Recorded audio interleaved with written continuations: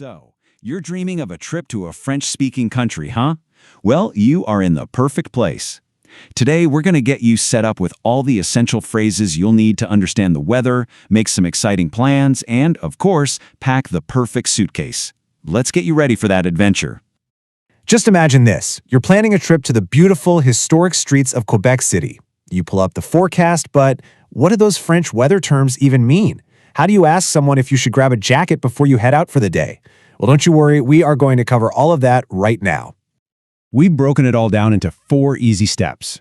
First, we'll figure out how to read a French forecast. Then, we'll learn how to talk about what you're going to do. After that, we'll make sure you know exactly what to pack. And finally, we'll put all your new skills to the test with a classic Quebec travel scenario. Okay, let's dive right in with our first section, decoding the French forecast, or as they say, la météo. Honestly, this is the foundation for planning any great day on your trip. Let's kick things off with the one everybody hopes to see, sunshine. In French, that's du soleil. Hear that A sound at the end? Soleil. Why don't you give it a try? Du soleil. But hey, you've always got to be ready for a little bit of rain. The word for that is de la pluie. Now that ouï sound can be a little tricky. It's kind of like a quick oui. Say it with me. De la pluie. For those breezy days, the word you're looking for is du vent. Notice how the T is silent. You can almost feel the wind when you say it, right? Du vent. And of course, if you're heading somewhere like Quebec in the winter, you will absolutely need this one, snow. In French, it's de la neige. The N there sounds kind of like the word beige. Pretty, isn't it? De la neige. And for those gray, overcast days, you'll see des nuages, which just means clouds. Des nuages. Fantastic.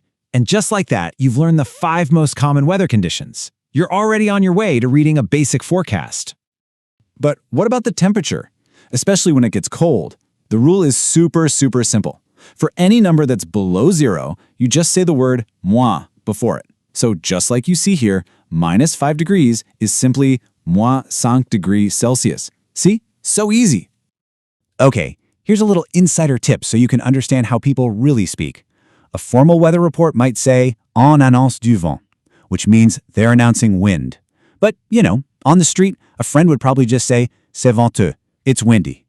Knowing both the formal and the casual versions is going to help you out a ton. All right, on to section 2. So you can read the forecast. What's the next logical step? Making plans, of course. To talk about what you're going to do, we're going to use this really useful French tool called the Futur Proche. Now, Futur Proche literally translates to the near future, and that is exactly what it's for. Talking about things you are going to do very soon, like tomorrow, or maybe even later today.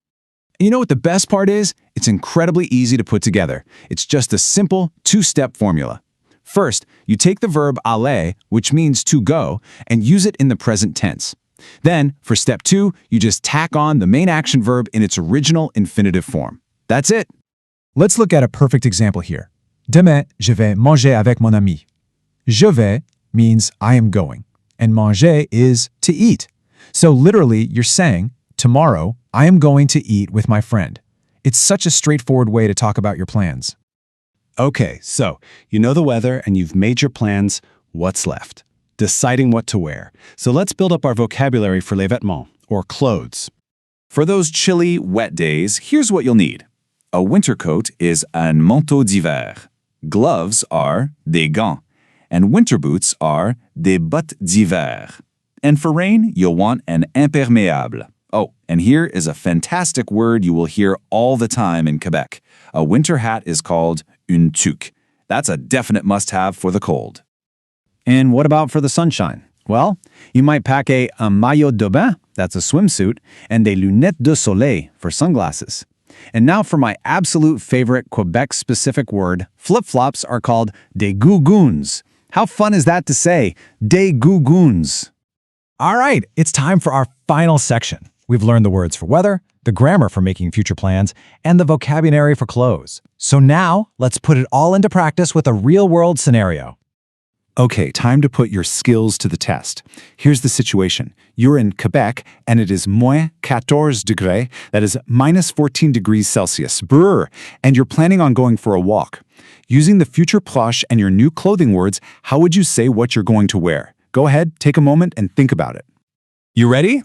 You'd say je vais porter, which means I am going to wear, une tuque, des gants, un manteau d'hiver et des bottes d'hiver. See what you just did there? You perfectly combined the Futur Proche grammar with all that specific closing vocabulary. That's excellent work. And just like that, you've done it. You now have the basic toolkit to handle one of the most common travel situations you'll face, checking the weather, planning your day, and dressing for it. It's a huge step toward feeling way more comfortable and confident on your travels. So, I'll leave you with this question. With these new skills in your back pocket, what French-speaking city are you dreaming of visiting first? Snowy Montreal, sunny Nice? The possibilities are endless, and now you have the words to start the conversation. Happy travels!